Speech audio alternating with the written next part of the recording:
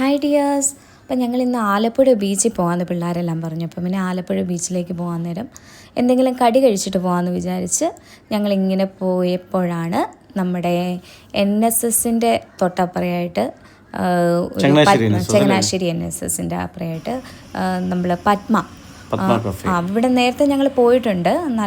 നല്ല ഫുഡാണ്, വെജിറ്റേറിയൻ ആണ്. അപ്പോൾ അവിടെ നിന്ന് ഞങ്ങൾ കുറച്ച് കടി സാധനങ്ങൾ വാങ്ങിച്ചു.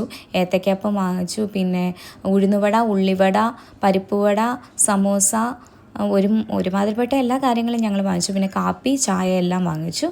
അപ്പം ഇതെല്ലാം ഞങ്ങൾക്ക് ഇഷ്ടപ്പെട്ടു. ഉള്ളിവട മാത്രം ചെറിയൊരു ഇഷ്ടം കുറവുണ്ടായിരുന്നു. ബാക്കിയെല്ലാം നല്ല സൂപ്പർ ഐറ്റംസ് വരെ ചായയുടെ അവസാന തുള്ളി വരെ ഊറ്റിയെടുക്കുന്നുണ്ടായിരുന്നു.